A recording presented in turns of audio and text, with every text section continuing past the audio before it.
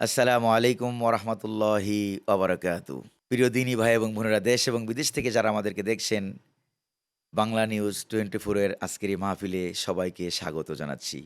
মহাগ্রন্থ পবিত্র কোরআনুল কারীম থেকে আমরা আলোচনা বয়ান শুরু করছি। আউযু বিল্লাহি মিনাশ শাইতানির রাজিম। বিসমিল্লাহির রহমানির রহিম। ইয়া আইয়ুহাল্লাযীনা আমানু দুখুলু ফিস-সিলমি কাফা ওয়া লা তাত্তাবি'উ খুতুওয়াতিশ শাইতান ইন্নাহু লাকুম আদুউম মুবিন। সাদাকাল্লাহুল আযীম।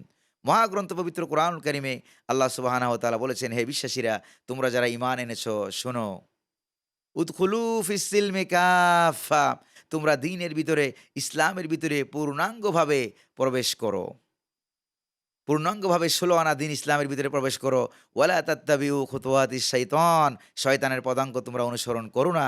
নিঃসন্দেহে শয়তান হচ্ছে তোমাদের প্রকাশ্য দুশমন, প্রকাশ্য শত্রু।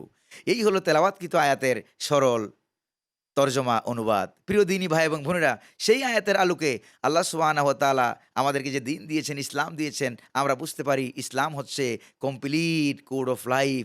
মানুষের জীবনে এমন কোনো সাইড নাই যেই সাইডে ইসলাম আমাদেরকে দিক নির্দেশনা দেয় না।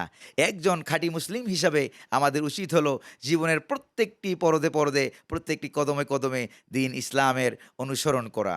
এজন্য আল্লাহ সুবহানাহু ওয়া তাআলা এইজন্যই আল্লাহ সুবহানাহু ওয়া তাআলা আমাদেরকে দ্বীন দিয়েছেন, ইসলাম দিয়েছেন।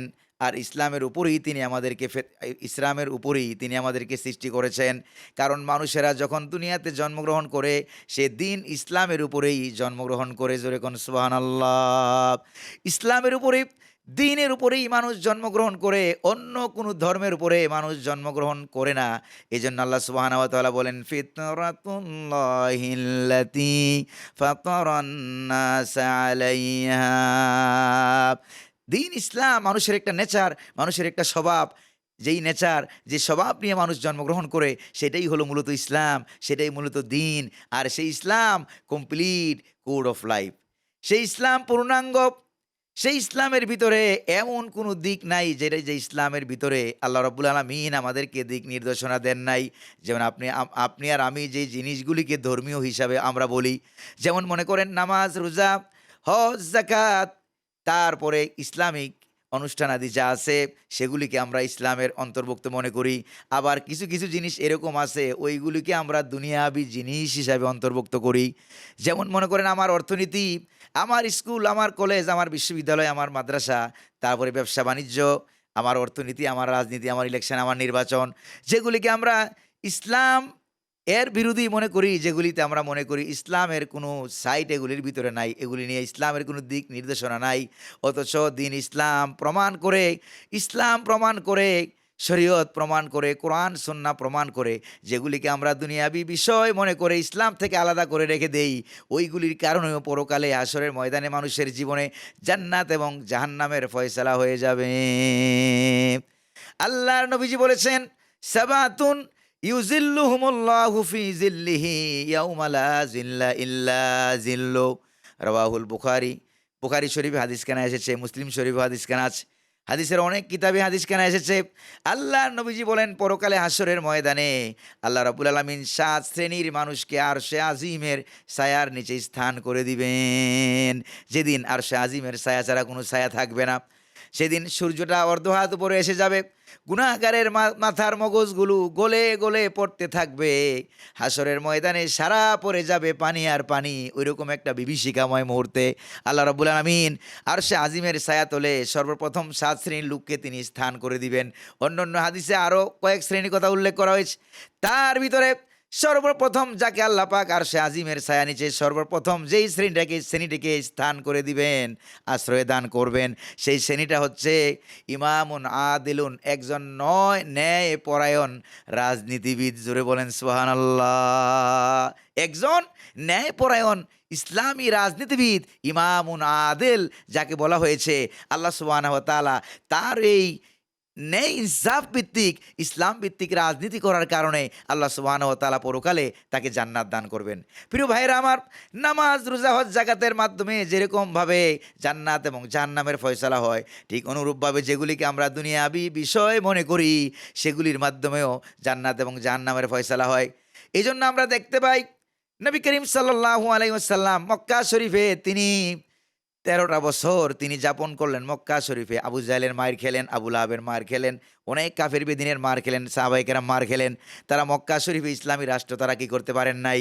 কায়েম করতে পারেন নাই প্রথম ১৩ বছরে। এরপরে আল্লাহ রাব্বুল আলামিনের হুকুমে চলে গেলেন কোথায়? অনেক ত্যাগ তিতিক্ষা এবং ব্যথা সহ্য করে আল্লাহ রাব্বুল আলামিনের হুকুমে চলে গেলেন, তিনি মদিনায় চলে গেলেন হিজরত করে। নিজের আপন বাড়ি ঘর পৈতৃক সম্পত্তি ছেড়ে যাওয়া, মনে হয় যেন রুহু থেকে, দেহ থেকে রুহু বের করে দেওয়ার শামিল, এমনভাবে ওনারা চলে গেলেন দুঃখ কষ্ট ভরে ভারাক্রান্ত হৃদয়ে মক্কা ছেড়ে মদিনায় চলে গেলেন ইসলামের পূর্ণাঙ্গ রূপ গোটা বিশ্ববাসীকে উপহার দেওয়ার জন্য। সুবহানাল্লাহ। এজন্য একজন কবি বলেন, হাজারো ব্যথা বেদনার পরে ফিরে আসনি তুমি আপন ঘরে, হাজারো ব্যথা বেদনার পরে ফিরে আসনি তুমি আপন ঘরে, দিনের আলো তুমি ছড়িয়ে দিতে চলে গেলে মদিনায় মক্কা ছেড়ে, হে রাসূল তোমাকে ভুলি আমি কেমন করে, হে রাসূল তোমাকে ভুলি আমি কেমন করে। মক্কা ছেড়ে মদিনায় চলে গেলেন, মদিনায় গিয়ে ইসলামিক স্টেট কায়েম করে ফেললেন। এরপরে মদিনায় ৮ বছর থাকার পর আবার মক্কায় যখন ফেরত এলেন, তখন মদিনাও ইসলামী রাষ্ট্র হয়ে গেল, মক্কাও ইসলামী রাষ্ট্র হয়ে গেল। এরপরে আরও ২ বছর পর নবী করিম সাল্লাল্লাহু আলাইহি ওয়াসাল্লামের জীবনের শেষ হজ যখন তিনি পালন করলেন, হজ পালন করতে গিয়ে আরাফাতের ময়দানে আল্লাহর নবী ভাষণ দিচ্ছিলেন, বক্তৃতা দিচ্ছিলেন। এখনও সেই ভাষণটা দেওয়া হয়।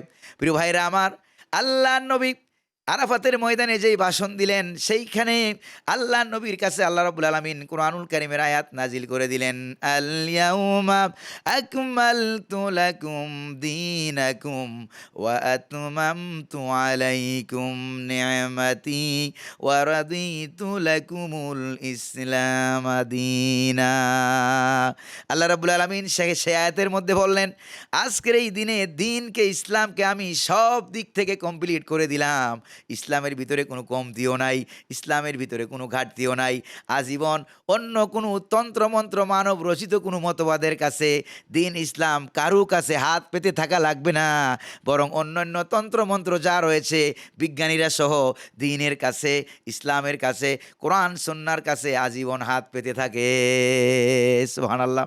প্রিয় ভাইরা আমার, এইবার আল্লাহ রাব্বুল আলামিন যে তিনি আমাদেরকে পূর্ণাঙ্গ দিন ইসলাম, পূর্ণাঙ্গ জীবন ব্যবস্থা যিনি আমাদেরকে দিয়েছেন, এবার আল্লাহ রাব্বুল আলামিনের পক্ষ থেকে এই পূর্ণাঙ্গ দিন জীবন ব্যবস্থা যদি আমরা না পালন করি, না মানি, তাহলে কোরআনুল কারীমে আল্লাহ রাব্বুল আলামিন সূরা আর রহমানের ভিতরে আমাদেরকে মারাত্মক একটা নোটিশ দিয়েছেন। আল্লাহ পাক কি বলেন দেখেন, আল্লাহ রাব্বুল আলামিন বলেন, ইয়া মাশারাল জিন্নি ওয়াল ইনস ইন ইসতাতা'তুম আন তানফুযু মিন আকতারিস সামাওয়াতি ওয়াল আরদ ফানফুযু লা তানফুযুনা ইল্লা বিসুলতান ফাবিআইয়ি আলাই রাব্বিকুমা তুকাজ্জিবান।